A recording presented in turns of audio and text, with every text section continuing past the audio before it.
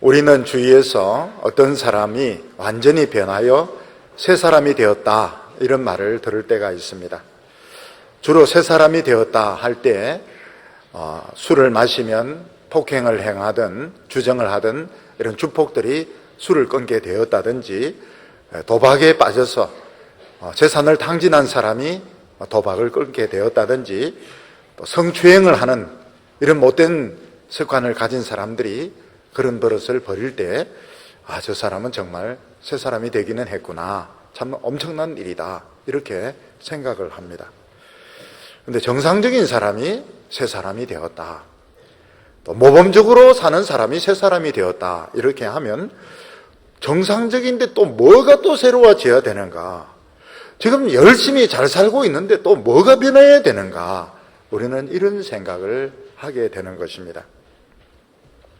얼마 전 텔레비전 프로에서 체중이 너무 많이 나가는 비만한 분들을 뽑아가지고 체중을 줄이는 이런 프로가 있었습니다. 이 프로그램에 참여하려면 일단 체중이 굉장히 많이 나가야 되는데 이것을 남에게 보여줘야 되는, 보일 용기가 있어야 되는 겁니다. 어떤 부모가, 어떤 어머니가, 어떤 여성이 지원을 했는데 임신하고 아기를 낳으면서 체중이 엄청 부른 것입니다. 그런데 체중이 너무 불어서 밖에 나가니까 동네 사람들이 수근수근하고 이러니까 창피하니까 이분이 이제 낮에는 밖에 출입을 안 하고 밤에만 나간 겁니다. 그 아기가 보고 밤에만 데리고 나가니까 밤만 되면 이제 신발을 들고 나오는 겁니다. 밖에 나가자고. 엄마가 가만히 생각을 해보니까 내가 아이를 이렇게 키워서는 안 되겠다. 우리 아이도 낮에 데리고 나가야지. 그래서 이 프로그램에 자기가 지원을 하게 되었다. 이런 이야기를 했습니다.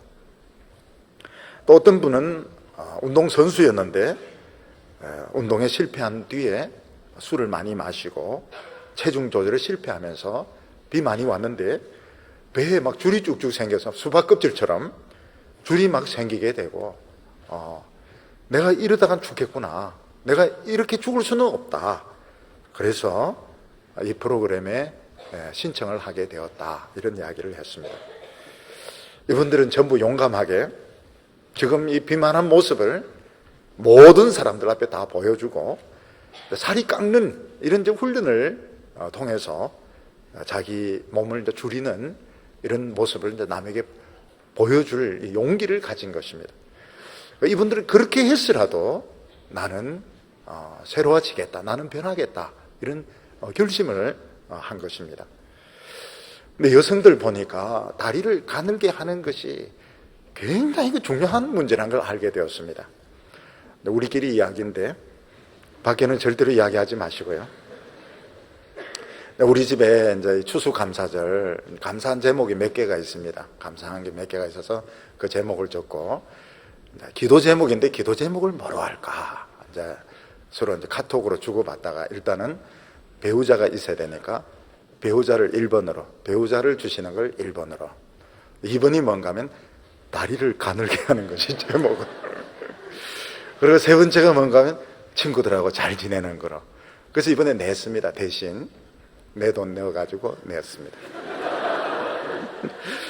이걸 보면 이 여성들에게 있어 이 다리가 이 가늘어지는 게 이게 얼마나 중요한 아예 기도 제목으로, 이걸 추수감사절 기도 제목, 우리끼리 이야기인데 이걸 가지고 공개적으로 이걸 내놓은 겁니다. 근데 내가 보기에는 괜찮은데 유전인자 때문에 안 된다는 거예요. 사실은 이 육체적인 비만보다 수백 배, 수천 배 심각한 것이 있는데 그게 바로 이 양심의 비만입니다. 사람들은 하나님을 버린 후에 아름다운 그 모습들이 막 망가지기 시작했는데 제일 많이 망가진 것이 양심입니다. 근데 이게 눈에 안 보이는 겁니다. 사람들은 하나님을 버린 뒤에 그 마음의 허전함을 채우기 위해서 공부를 해서 성공하기도 하고 또 돈을 벌어서 성공을 하기도 하고 여러 가지 방법을 써서 잘 살게 되었는데 사실은 양심이 너무 비만하게 되었고 양심이 너무 무감각하게 되었는데 사람들은 이제 이걸 모르고 있는 것입니다. 우리나라 최고 공직자가 되면 청문회를 하지 않습니까? 사실 청문회 하기 전까지는 몰랐는데 그 높은 수준까지 올라온 사람들 중에서 제대로 산 사람이 없는 겁니다. 제대로 산 사람이 없는 거예요. 그러니까 국회 앞에서 청문회에서 막 드러나기 시작하는데, 야, 정말 이 성공이라는 게 이렇게 시시한 거구나. 이렇게 해서 이 자리까지 올라왔구나. 이게 하나님의 청문회도 아니고 이 세상의 청문회인데 성공이라고 하는 것이 너무 보잘것없는 이런 것으로 이제 나타나게 된 겁니다. 참 굉장히 잘하는 거예요. 지금 청문회를 하는 것은 너무너무 잘하는 것입니다. 근데 하물며 하나님의 청문회에 설 때 과연 그 앞에 깨끗하다고 고개 들 사람이 있겠느냐 하는 것입니다. 오늘 사람들이 변했다 이렇게 할 때 술 마시고 도박하고 성추행하던 사람들이 변했다면 정말 대단한 겁니다. 정말 대단한 겁니다. 근데 진짜 변하는 거, 우리 모두 변할 필요, 가장 모범적인 사람은 가장 이쁘고 가장 모범적이고 정말 남에게 나쁜 소리도 못하는 그런 착한 사람이라 할지라도 오늘 우리는 변화되어야 되는데 뭐가 변해야 되는가 하면 양심이 깨끗한, 양심의 이 비만, 이 때 묻은 양심, 이거를 치료받을 때 이게 진짜 변화되는 것이고 이게 사람이 새로워지는 것입니다. 오늘 성경 말씀 보면 예수님이 십자가를 지기 위해서 예루살렘으로 올라가실 때 여리고를 통과하게 됩니다. 근데 그 여리고에 보면 삭개오라고 하는 이런 세리장이 있었는데 이 사람은 돈은 많이 벌었지만 정말 양심이 병든, 양심이 비만하고 병든 사람이었습니다. 근데 이 사람은 자기 양심을 치료받고 싶었습니다. 왜냐하면 모든 사람들이 손가락질하고 자기 자신도 그렇게 생각하니까 남도 그렇게 생각하고 자기도 그렇게 생각하면 틀림없는 겁니다. 나는 정말 더럽혀진 양심을 가진 사람이다. 그런데 예수님이 세리들을 고쳐주신다 하는 말을 듣고 예수님을 만나기로 한 것입니다. 이 치료를 받습니다. 이 사람은 완전히 totally changed다. 완전히 변화되어서 새 사람이 됩니다. 오늘 첫 번째 보면 여리고의 삭개오라는 세리장 이야기가 나오고 있습니다. 오늘 말씀 누가복음 19장 1절과 2절 보면 예수께서 여리고로 지나가시더라. 삭개오라 이름하는 자가 있으니 세리장이요 또한 부자라. 예수님께서 복음을 전하실 때 유대인들 안에서는 하나님의 나라를 회복하려고 하는 열정이 뜨거웠습니다. 유대인들은 우리가 율법을 더 철저히 지키면 하나님께서 우리에게 그 나라를 주실 것이다 이렇게 생각해서 율법, 안식일, 11조 이런 것을 철저히 지키게 했습니다. 근데 예수님께서는 뭐라고 말씀하시는가 하면 하나님의 나라는 눈에 보이게 임하는 것이 아니고 너희 마음속에 임하는 것이라고 말씀하셨습니다. 마음에 임하는 하나님의 나라가 뭔가 하면 바로 양심이 치료되고 이 양심에 하나님의 축복이 임하는 나라가 하나님의 나라인 것입니다. 예수님께서는 이 축복을 받기 위해서 필요한 것은 아무것도 없다. 마음이 가난하면 된다고 했습니다. 다시 말해서 나는 자랑할 것이 아무것도 없고 내 인생은 실패한 인생이다. 이걸 깨닫는 사람은 누구든지 예수님 앞에 나와서 양심을 치료받을 수 있다고 말씀하셨습니다. 근데 놀라운 것이 뭔가 하면 유대 사회에서 똑똑하고 성공한 사람들은 전부 이 예수님 이 말씀에 대해서 비판적이고 냉소적이었습니다. 그런데 오히려 도덕적으로 실패한 사람들, 인생 밑바닥에 사는 사람들이 예수님 이 말씀을 믿고 예수님 앞에 구름대까지 나왔습니다. 왜냐하면 이 사람들은 자기 인생이 실패한 인생이라는 걸 알았기 때문입니다. 자기가 성공한 사람이다. 나는 상당한 수준에 있다. 이런 사람들은 다 예수님에 대해서 비판적이었는데 난 실패했다. 난 아무것도 내세울 게 없다. 나는 망친 인생이다. 이런 사람들은 막 예수님 앞에 구름대처럼 몰려왔던 것입니다. 여리고는 요단 동편에서 예루살렘으로 들어가는 관문이기 때문에 세관이 있었습니다. 우리는 대개 항구나 비행장에 이런 세관이 있지만 여리고의 세관이 있는데 거기 삭개오라고 하는 세리장이 있었습니다. 이 당시 로마는 세금을 먹일 때에 일정한 쿼터를 정해주면 세리들이 알아서 3배, 4배 착복을 했습니다. 그래서 유대인들은 이 세리를 창녀와 똑같이 취급을 합니다. 창녀는 몸 파는 죄인, 세리는 양심을 팔아먹는 죄인, 똑같은 죄인으로 취급을 했습니다. 이 삭개오는 세리장까지 되었으니까 돈을 많이 벌었습니다. 돈을 많이 벌면 행복할 줄 알았는데 행복하지가 않아요. 왜냐하면 사람들이 취급을 안 해주는 겁니다. 상대를 안 해주는 겁니다. 고등학교 다니는 학생들, 특히 여학생들은 왕따 당하면 죽습니다. 자살을 합니다. 왜냐하면 그 다른 사람에게 따돌림 당한다고 하는 것은 당해보지 않으면 이걸 모릅니다. 유령인간으로 취급한다 그러죠. 있는데도 아는 체를 안 하는 거예요. 있는데, 회사에서도 있는데도 유령인간을 보듯이 그냥 없는 것처럼 대할 때 사람은 굉장히 비참하게 됩니다. 이 세리는 돈이 많습니다. 근데 사람들은 아예 말을 섞는다 이런 말을 섞지를 않습니다. 유령인간 보듯이 혐오스러운 사람을 대하듯이. 그러니까 이 사람의 마음속에 나 돈만 벌면 사람들이 쩔쩔 맬 줄 알았더만은 인간 대접을 받고 싶구나. 인간 취급을 안 해주는 것입니다.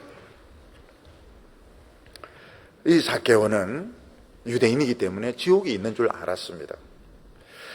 나는 지금 상태로는 틀림없이 지옥 간다. 세상이 너무 험하고 악해서 돈을 벌어야 되는 줄 알았는데 돈을 어지간히 벌긴 벌었는데 아무도 사람 취급을 안 해주니까 만족이 없었던 것입니다. 특히 이 삭개오는 이런 생활을 청산하고 싶은데 율법에는 한 번 죄를 지은 사람은 이걸 회복시킬 기능이 없는 겁니다. 삭개오는 내 인생은 망쳤구나. 그래서 그냥 되는 대로 살려고 생각하고 있는데 예수라고 하는 이런 선지자가 이런 세리를 제자로 받아준다는 제자 중에 한 명이 세리가 있다는 겁니다. 그리고 같이 막 식사도 하고 같이 대화도 나눈다. 그러니까 나도 예수를 한번 만나봐야 되겠다. 이런 생각만 가지고 있었던 것입니다.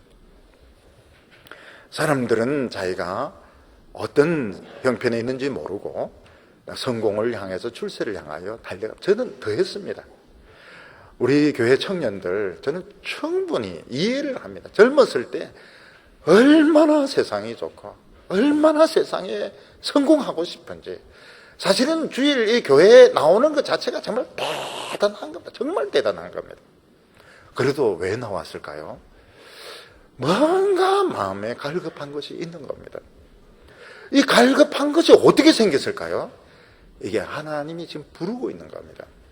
마음속에 뭔가 갈급하고 뭔가 한번 은혜를 받고 싶고 이거는 이미 하나님이 지금 부르고 있는 것이고 이게 채워지기 전에는 절대로 만족 못합니다. 공부로도 만족 못합니다. 그 연애하는 사람 만나도 만족이 안 됩니다. 문학책을 밤새워 읽어도 만족이 안 됩니다. 하나님이 주신 이 갈증은 결국은 하나님을 만나고 양심이 치료가 돼서 이 양심의 비만, 이 살찐 양심, 이 병든 양심이 치료될 때 만족감이 생기는, 이미 하나님이 부르신 겁니다. 하나님이 우리를 부르시는 과정은 마치 수의사나 동물학자가 야생동물들을 잡는 것 같습니다. 야생동물들 중에서 보면 그 중병에 들린 동물들이 있습니다. 코끼리도 보면 코끼리는 코가 손이래요 하지만 그게 이 코가 중간에 구멍 뚫어진 그런 철조망에 찢기거나 아니면은 덫에 걸려서 중간에 찢어진 코가 있습니다. 그러면 이 물 빨아들이지도 못하고 이제 굶어 죽는 거예요. 그리고 뭐 사자도 죽은 짐승 먹으면 결국 탄저병이 걸려 살이 썩습니다. 그리고 몸에 화살을 꽂고 다니는 이런 오리들도 있고, 그 동물학자나 수의사가 치료해 주려고 그러면 야생동물들은 인간을 싫어하기 때문에 죽으라고 도망갑니다. 그러면은 먼 데서부터 서서히 포위를 해가지고 결정적인 순간에 마치 총을 쏘든지 거물을 던져가지고 기절을 시켜가지고 치료를 하고 보내는 겁니다. 하나님은 우리를 알고 계시지만은 우리가 어렸을 때부터 태어나기 전부터 하나님은 우리를 아시고 서서히 몰아오시다가 결정적인 순간에 딱 예수를 믿게 해서 우리 속에 박힌 이 죄의 총알 다 뽑아내고 우리를 새 사람으로 만드신다. 우리는 그걸 꼽고 막 살아. 너무 아프죠. 너무 아프고 너무 괴로운데 우리는 막 그게 그런 건 줄 알고 이제 살아왔던 겁니다. 근데 이 삭개오가 예수님에 대한 이 소문을 듣고 예수님 한 봤으면 좋겠는데 이런 생각을 가지게, 이게 이 사람에게는 구원의 빛이었습니다. 그러니까 사람이 구원받는 게 뭐 대단한 데서부터 시작한 것이 아니고 뭐 친구 따라하면 교회 간다든지 뭐 수련회 하면 간다 이러면서 급격한 변화가 일어난, 실제로는 하나님이 다 계획을 세워 놓았던 겁니다. 여기 3절에 보면 저가 예수가 어떤 사람인가 하여 보고자 하되, 이 사람은 무슨 거창한 어떤 종교적인 그런 체험을 해서 예수님을 보려고 한 것이 아니고 예수님에 대한 소문을 듣고 세리도 만나 주신다, 제자 중에 세리도 있다 하는 말을 듣고 예수님을 보려고 했습니다.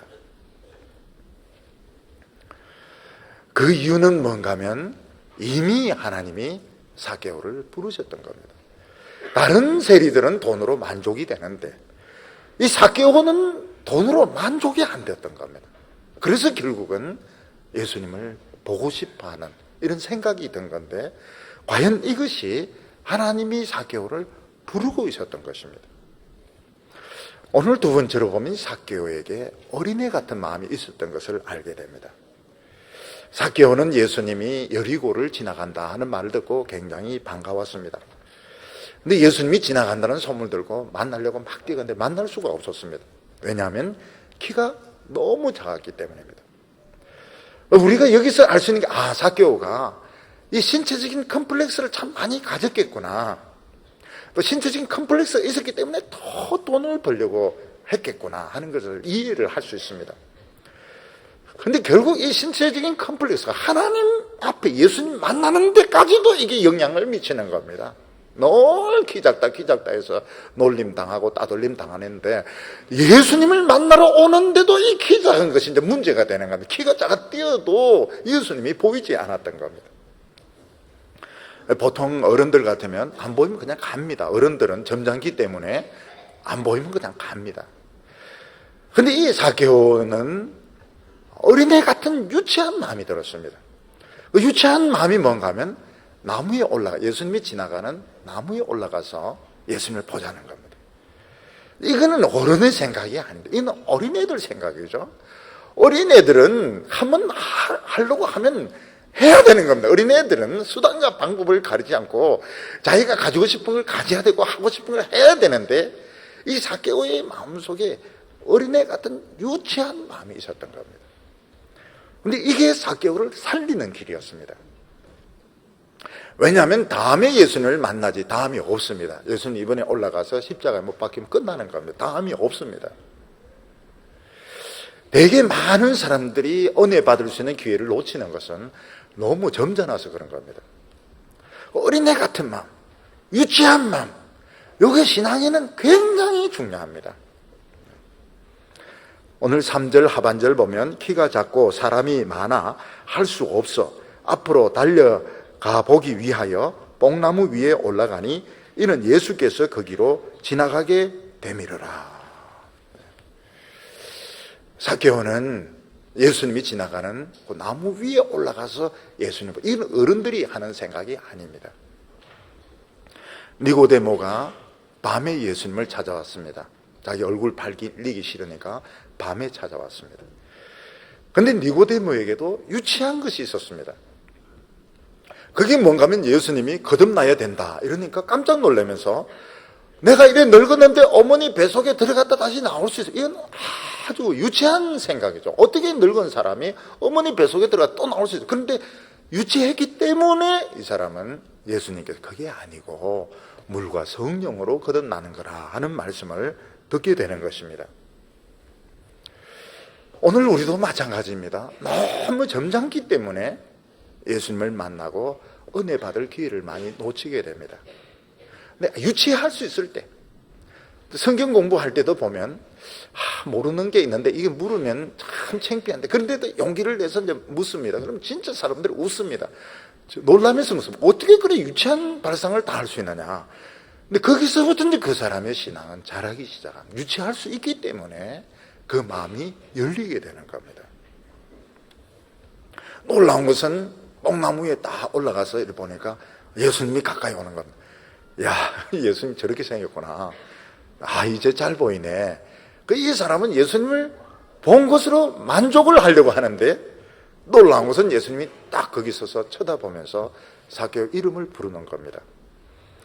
5절에 예수께서 그곳에 이르사 우러러 보시고 가라사대 삭개오야 속히 내려오너라. 내가 오늘 너희 집에 유하였다 하겠다 하시니, 예수님은 삭개오의 이름을 알고 계셨고 그 이름을 불러주셨습니다. 우리가 인간적으로 생각하면 예수님은 절대로 삭개오라는 이름을 알 수가 없습니다. 어떻게 예수님이 삭개오를 알 수 있어요? 또 뽕나무 위에 그 사람이 하나 앉아있는 거 어떻게 알 수 있습니까? 근데 예수님은 자기 자신에 대해서 갈급해하는 사람들을 다 알고 계시고 그들의 이름을 외우고 계시고 그들의 형편과 처지를 알고 계시고 그들의 이름을 불러주시는 것입니다. 그래서 어떤 사람은 이상하게 교회를 가고 싶은데 갈까 말까 막 이렇게 망설이다가 어쩔 수 없어서 교회를 오게 되었습니다. 근데 설교를 듣는데 전부 자기 이야기를 하는, 전부 자기, 내 들으라고 하는 너무 나에게 적합한 그런 이야기를 계속 목사님이 하는 겁니다. 왜 그런가요? 그것은 하나님이 하시는 것이고 하나님께서 그 사람의 사정을 알고 계시는 것입니다. 오늘 우리 청년들은 많은 지금 생각을 가지고 있습니다. 외모도 좀 멋있어져야 되겠고, 또 배우자 문제도 해결돼야 되겠고, 또 돈도 벌어야 되겠고, 제일 중요한 것은 새 사람 되는 겁니다. 새 사람 된다 이러면 외모를 생각하기 쉬운데 양심입니다.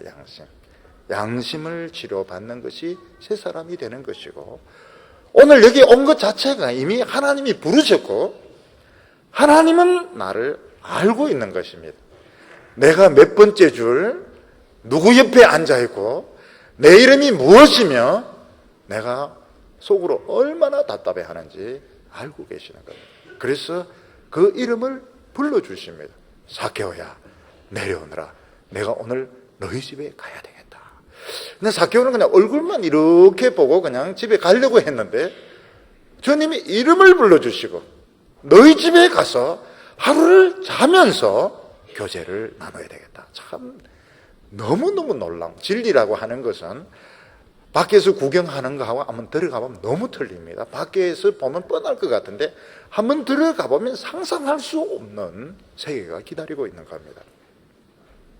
오늘 여기 세 번째로 보면 삭개오가 예수님을 기쁨으로 영접하는 내용이 나오게 됩니다.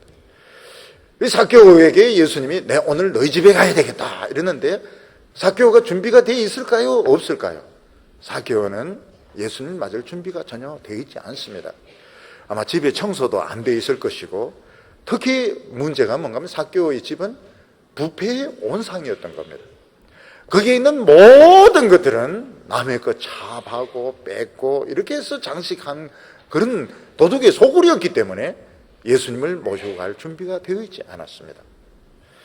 그런데 삭개오는 기쁨으로 예수님을 영접했습니다. 자기 형편과 처지와 상관없이 예수님을 자기 집으로 모셨습니다. 6절과 7절 보면 급히 내려와 즐거워하며 영접하거늘 무사람이 보고 수군거리며 가로되 저가 죄인의 집에 유하로 들어갔도다 하시더라. 삭개오의 집은 부패의 온상이었습니다. 거기에는 이중장부가 있었고 부정한 방법으로 받아들이는 물건들로 가득 채워 있었습니다. 예수님이 거기 오시면 이게 전부 다 들통이 날 겁니다. 근데 사개오는 그게 중요하지 않았습니다. 자기는 새 사람이 되고 싶었습니다. 자기는 변하고 싶었습니다. 예수님 우리 집에 오세요.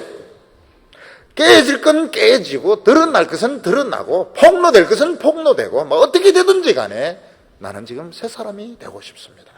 아주 기쁨으로 예수님을 자기 집에 모셨던 것입니다.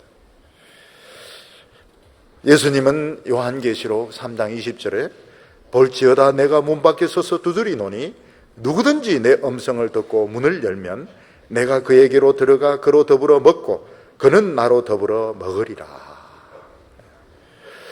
아마 우리 청년들 중에 보면 지금 당장 예수님이 집으로 하숙집으로 찾아가든지 목사님이 찾아가면 안 되는 분들이 계실 겁니다. 왜냐하면 막 담배 꽁초도 있고 술병도 남아있고 한 번도 개어본 적이 없는 이불이 막 이렇게 있고 또 좋지 못한 이런 잡지들 보다가 딱 접어놓은 거 너무 아까워가지고 페이지를 잊지 않게 해서 접어놨는데 그 페이지가 좋지 못한 이런 페이지 같은 거. 그런데 이제 목사님 또 신방 와가지고 4주를 가까이 이러면은 이거 뭐 정말 창피하죠. 절대로 오면 안 되죠. 절대로 오면 안 돼요. 담배, 재떨이도 좀 지워야 되고, 술병도 좀 없애야 되고, 잡지도 다 없애야 되고, 성경책 쫙 피워놓고, 여기에 오셔야지. 지금 이런 상태로 오면 어떻게 합니까? 근데 이 사개오가 참 사람, 진짜 갈급하긴 갈급했던 거예요. 지금 사개오의 집이 지금 그런 형편에 있는데, 예수님 모시고 갑니다. 모시고 가서. 드러날 건 드러나고 깨질 건 깨지고 예수님 오세요. 예수님 오셔가지고 저를 좀 변화시켜 주세요. 그때 사람들이 막 비웃습니다. 예수님 이거 참 난 예수가 괜찮은 선지자인 줄 알았더니 뭐 저런 세리집에 가고 저러나. 그때 예수님은 부끄러워하지 아니하셨습니다. 예수님께서는 당당하게 사개오의 집에 갔던 겁니다. 사개오는 예수님의 집에 모시고 나서 뭐라고 이야기합니까? 8절에 사개오가 서서 주께 여짜오되 주여 보시옵소서 내 소유의 절반을 가난한 자들에게 주겠사오며 만일 네 것을 토색한 일이 있으면 4배나 갚겠나이다. 사개오는 예수님을 딱 모시고 나서 자기 입으로 다 이야기합니다. 예수님 이 많은 재산 하나님의 축복으로 제가 벌은 겁니다. 이렇게 말하지 않습니다. 예수님 여기 있는 거 다 제가 아닙니다. 제가 부정한 방법으로 부자가 되었습니다. 제가 오늘 이 소유의 반을 제가 포기를 하겠습니다. 그리고 제가 조사를 해가지고 남의 것을 착복한 것이 있으면 제가 일일이 찾아다니면서 4배씩 갚겠습니다. 사개오는 예수님을 초청함으로써 재산이 4분의 1로 딱 줄어들게 되었어요. 반은 그냥 그 즉시 날아가고 나머지는 손해배상한다고 날아가게 되고. 근데 사개오는 어떻게 되면 그 비만한 양심, 그 병들었던 양심이 그 순간, 그 하루 사이에 완전히 치료돼가지고 새 사람이 되게 됩니다. 사개오가 이런 이름이 남는 거 보면 이 사람이 초대교회 때도 참 열심히 충성했던 사람인 것을 알 수가 있습니다. 사개오는 인생의 제일 중요한 문제가 키가 아니다. 난 키인 줄 알았더니 키가 아니다. 돈인 줄 알았는데 돈이 아니었다. 인생의 제일 중요한 문제가 변하여 새 사람 되는 건데 바로 그것은 양심의 문제다. 양심이 깨끗해지는 거다. 이거를 깨닫게 되었던 겁니다. 이때 예수님께서 참 놀라운 선포를 하셨습니다. 9절과 10절에 예수께서 이르시되 오늘 구원이 이 집에 이르렀으니 이 사람도 아브라함의 자손임이로다. 예수님께서는 뭐라고 구원이 이 집에 이루었다. 구원, salvation. 구원 무엇으로부터 구원? From everything. 모든 죄와 모든 저주와 비참함으로부터 너는 구원함을 받았고 너는 아브라함의 상속자의 자격을 얻게 되었다고 말했습니다. 아브라함은 어떤 사람입니까? 하나님의 복을 독점적으로 받은 사람이었고 그 후손에게 이게 상속이 되어 왔던 겁니다. 사개오는 세상의 돈은 많이 손해본지 모르겠지만 예수님 앞에서 하루 사이에 양심이 치료가 되었고 그는 이 엄청난 하늘의 복을 독점적으로 상속하는 상속자의 한 사람이 되었던 겁니다. 오늘 우리는 새 사람이 된다 이럴 때 난 또 뭘 또 변해야 되는가? 내가 또 뭘 더 잘해야 되는가? 이만하면 되지. 이렇게 생각하기 쉬운데 중요한 것은 눈에 보이지 않는 데 있는 겁니다. 오늘 하나님께서 우리를 부르신 것은 오늘 이 예배 시간을 통해서 육체적인 비만이 아니고 이 양심의 비만을 치료해 주시고 천국의 상속자로 삼아 주시기 위한 것입니다. 여러분들에게는 이미 갈급한 것이 있습니다. 이 청년이 얼마나 바쁜데, 얼마나 바쁘고 얼마나 이 세상에 하고 싶은 것이 많은데 이 시간 하나님 앞에 나온 것은 갈급한 것이 있어서 그런 것입니다. 이번에 유치하면 되는 겁니다. 유치하면, 어린애같이 유치하면 되는 겁니다. 뽕나무에 기어 올라가고 그러면 주님이 내 이름을 불러주실 것이고, 깨질 건 깨지고 폭로될 건 폭로는, 지금 더 폭로될 것도 없지 않습니까? 지금은 뭐 이게 그냥 거의 생얼굴이나 마찬가지니까. 우리 청년들은 거의 생얼굴입니다. 어른들 이제 나이 들면은 막 몇 겹을 발라가지고 진짜 얼굴을 보기 어려운, 이게 거의 생얼굴이고 진짜 이 모습 이대로니까 하나님의 축복의 상속자가 되는 겁니다. 우리가 이 세상에서 복을 많이 받는 것은 고장난 기계 위에 페인트를 칠하는 건데, 예수님이 해주시는 것은 작동이 되게 하는 겁니다. 페인트를 칠하는 것, 작동이 안 되는 기계에 페인트 칠해봐야 이거는 고우철입니다. 예수님은 우리의 인생이 움직이도록, 우리 인생이 살아서 움직이도록 만들어 주실 것입니다.